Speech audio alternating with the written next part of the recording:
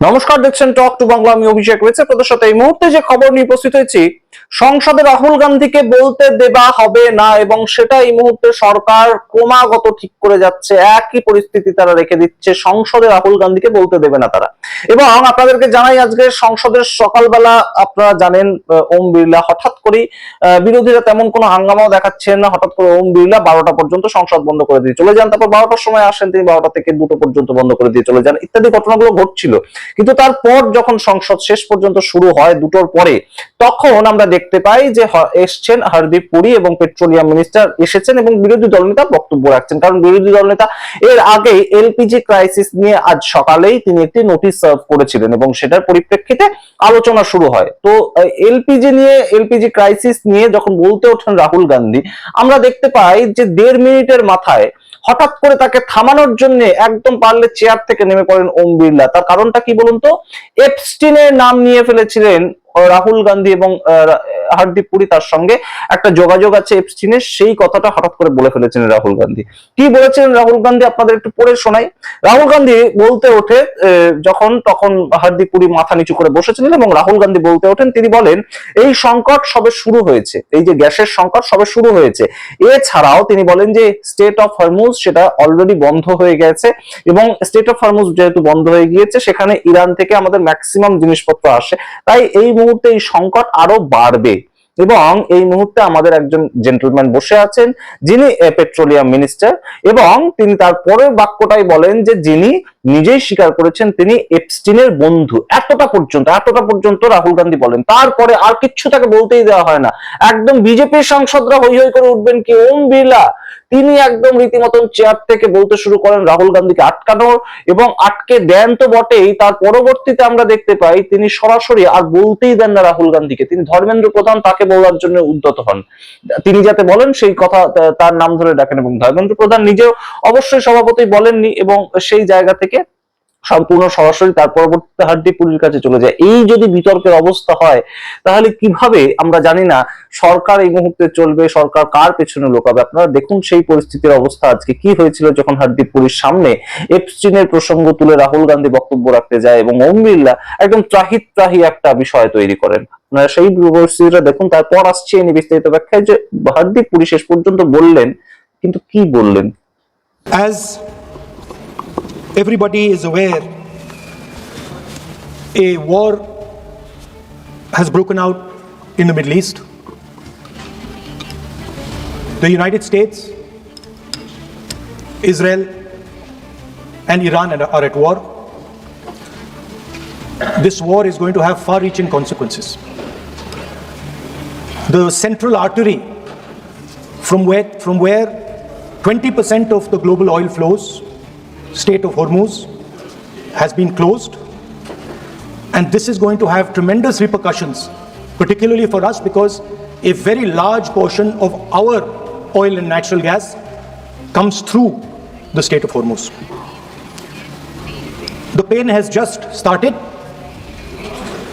Restaurants are closing. There's widespread panic about LPG. Street vendors are affected. And as I said, this is only the beginning. The foundation of every single nation is its energy security.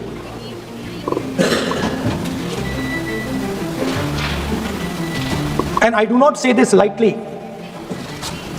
but allowing the United States to decide who we buy oil from, who we buy gas from, whether we can buy oil from from Russia or not, whether our relationship with different oil suppliers can be decided by us. This is what has been bartered. And this is a very puzzling fact for me. It has been a very puzzling fact why a nation the size of India would allow any other nation, the president of another nation, to give us permission to buy Russian oil, to decide who our relationships are with. And this has been a puzzle, and I've been trying to figure this puzzle out. And I have figured the puzzle out. And the puzzle is about compromise. We have a gentleman sitting here who is the oil minister. He himself has said that he is a friend of Mr. Epstein. Oh, Sir, I'm talking about एक minute. oil security, sir. Sir, I'm talking about oil माननीय national. I'm सदस्य- talking about economic security, sir. माननीय सदस्य, Sir, here I have a document which shows that his No. daughter has received money from माननीय George Soros. माननीय सदस्य आपने जो notice दिया है, उस नोटिस में बोलिए आप नोटिस में बोलिए। माननीय सदस्य, आप प्रतिपक्ष के नेता हैं, मैं आपको पूरा आग्रह करना चाहता हूं, आप नोटिस अगर इस बात पर बोलने होता है तो नोटिस आज इस बात का देते हैं। नो, नहीं बोलने, नहीं इजाजत दी जाएगी, ठीक है? ऐसे नहीं चलेगा सदन। आप अगर नोटिस के अंदर, नोटिस जिस विषय पर आपने नोटिस दिया था, मैंने सुबह भी कहा कि संसद नियम प्रक्रियाओं से चलती है। आपने जो नोटिस दिया है, आप उस नोटिस में बोलिए। आपको अगर इस विषय पे बोलना है तो आप नोटिस देते, मैं अलाउ करता नहीं करता ये मैं तय करता, लेकिन ये तरीका ठीक नहीं है। नो, आप कोई रिकॉर्ड में नहीं जा रहा, आप नहीं बोलना चाहते इस विषय, ठीक है? नो, हाँ, इस विषय पर, जिस विषय पे नोटिस दिया उस विषय पे नोटिस में बोलिए। अगर आपको इस डिटेल पे बोलना है तो उस पर नोटिस दीजिए आप। नो,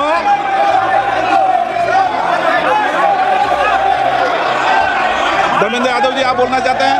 আপনারা দেখলেন রাহুল গান্ধীকে থামানোর প্রক্রিয়াটা। এবার আপনাদেরকে জানাই যে হরদীপ পুরী আজকে বললেন, শেষ পর্যন্ত এতদিন ধরে 3-4 দিন ধরে আমরা আপনাদের সঙ্গে খবর প্রেজেন্ট করছি, বা আপনারাও দেখেছেন যে এলপিজি নিয়ে একটা ক্রাইসিস তৈরি হয়েছে। এলপিজি গ্যাস সিলিন্ডার বুকই করা যাচ্ছে না 3-4 দিন ধরে। আপনারা নিজেরাও হয়তো সেই প্রবলেম ফেস করছেন। বড় বড় রেস্টুরেন্ট বন্ধ হয়ে যাচ্ছে, বড় বড় যে বিভিন্ন আমরা দেখতে পাই যে স্পাইস হোটেল রাস্তার ধারে, সেগুলো বন্ধ হয়ে যাচ্ছে। ফুড কর্নার যেগুলো, সেগুলো বন্ধ হয়ে যাচ্ছে। প্রত্যেকটা জায়গাতেই গ্যাস যেখানেই লাগে সেখানেই তাদের ক্রাইসিস চলছে, এবং মিষ্টির দোকান থেকে শুরু করে বহু কিছু বন্ধ হচ্ছে। সেই জায়গায় দেশের যে পেট্রোলিয়াম মিনিস্টার বা গ্যাস মন্ত্রী যিনি, তিনি কি বলছেন? তিনি উঠে দাঁড়ালেন শেষ পর্যন্ত। রাহুল গান্ধীকে তো বলতে দেওয়া হলো না, তিনি উঠে দাঁড়ালেন। তিনি উঠে দাঁড়িয়ে কি বললেন বলুন তো? কোনো সমস্যাই নেই, দেশে কোনো সমস্যাই নেই, গ্যাস যথেষ্ট পরিমাণে আছে, মানুষ বেশি বেশি করে বুক করতে চাইছে, তাই জন্য এই ধরনের সমস্যা ক্রিয়েট করা হচ্ছে। এবং শেষ পর্যন্ত তিনি তুলনা করা শুরু করেন কার সঙ্গে বলুন তো? ভারতবর্ষের তুলনা করেন বাংলাদেশ আর পাকিস্তানের সঙ্গে। এই হচ্ছে আমাদের দেশের পেট্রোলিয়াম মিনিস্টার এবং তার পেট্রোলিয়াম মন্ত্রক চালানোর পদ্ধতি। তিনি বাংলাদেশ এবং পাকিস্তানের তুলনায় ভারত যে এগিয়ে আছে সেটার সঙ্গে তুলনা করছেন। যদিও বিরোধীরা এই ক্ষেত্রে একটা মারাত্মক চাল চেলেছিলেন। তিনি যখন বক্তব্য রাখছেন, হরদীপ পুরী যখন উঠে দাঁড়িয়ে বক্তব্য রাখছেন, পেছনে ক্রমাগত একটাই স্লোগান ওঠে, এবং একটা স্লোগানে একটাই বাক্য ছিল, একটাই শব্দ ছিল, সেটা হচ্ছে এপস্টিন। হরদীপ পুরী বলছেন একদিকে, এবং পেছন থেকে এক ঝাঁক কণ্ঠ তারা এপস্টিন এপস্টিন এপস্টিন এপস্টিন করে চেঁচিয়ে যাচ্ছেন, এবং সেটা কিন্তু অবশ্যই একদম সরাসরি সম্প্রচারিত হয়েছে, কারণ তখন মাইক বন্ধ ছিল না। হরদীপ পুরীর মাইকেই যা ওঠার উঠে গিয়েছে। আপনারা দেখুন সেই মুহূর্তের পরিস্থিতি। এবং হরদীপ পুরী দেশের পেট্রোলিয়াম মিনিস্টার কিসের ভিত্তিতে এই মুহূর্তে এই ধরনের কথাটা বললেন যে সমস্ত কিছু ঠিক, অল ইজ ওয়েল, দেশে কোনো ধরনের কোনো গ্যাসের সংকট নেই। আমরা জানি না তাহলে গ্যাস কেন বুক হচ্ছে না? গ্যাস সাধারণ মানুষ বুক করার জন্য কেন 3 থেকে 4 দিন তাদের রাস্তায় দাঁড়িয়ে থাকতে হচ্ছে? বাড়ির মেয়ের বিয়ে ছেড়ে মানুষ গ্যাস বুক করার জন্য দাঁড়িয়ে আছেন রাস্তায়। এই ধরনের ছবি পর্যন্ত উঠে এসেছে। কেন এই ধরনের পরিস্থিতি তৈরি হচ্ছে? তার পেছনে কি আদপেই কোনো কারণ নেই?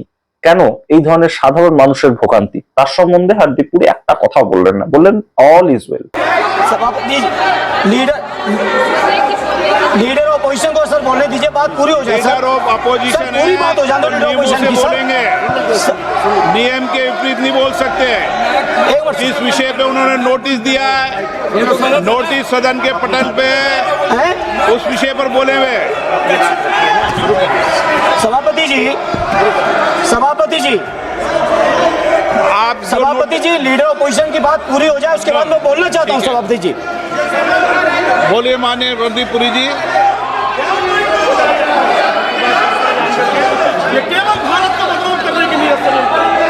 Honorable Speaker, sir. Honorable Speaker, sir. I rise to inform.